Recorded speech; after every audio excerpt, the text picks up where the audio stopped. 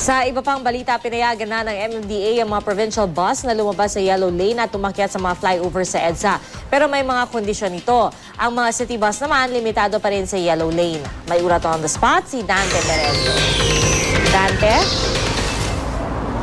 Yes, Pia, simula nga ngayong araw ay papayagan na itong mga provincial bus na ukupahin ang third lane ng EDSA at daanan ng flyover, pero may limitasyon yan.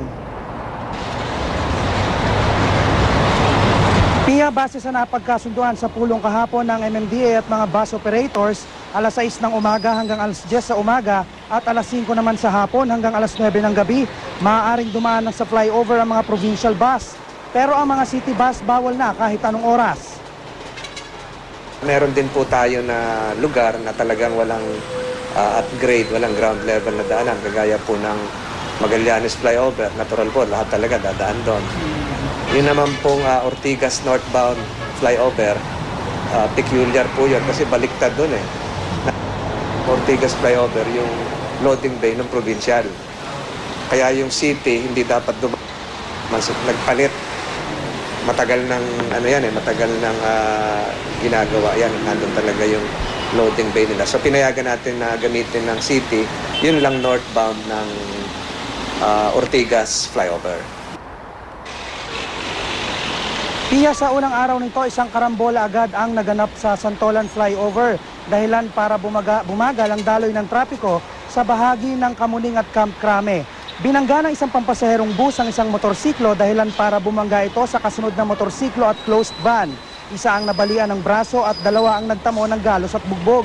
Pinaghahanap na ang bus na nakaaksidente matapos tumakas. Samantala, pinayagan na rin okupahin ang third lane sa EDSA ng mga provincial bus sa kondisyong hindi sila magbababa at magsasakay ng mga pasahero liban sa kanilang terminal at designated provincial loading and unloading base. Pero bawal dumaan sa mga tunnel at underpass ang lahat ng bus. Mahirap at matagal daw kasing mag-retrieve ng sasakyan rito, kaya usad pagong ang daloy ng trapiko kapag may nasisiraan o naaaksidente. Hindi rin sila pwedeng gumamit ng innermost lane, lalo na ang motorcycle lane. Limitado pa rin sa mga city bus ang yellow lane. Mahigpit na rin nilang ipatutupad ang 20 segundong pagsakay at pagbaba ng mga pasahero sa mga designated bay areas. Nakikita rin naman ang lahat, bago pa dumating ng loading bay, tumatayo na ang pasahero eh.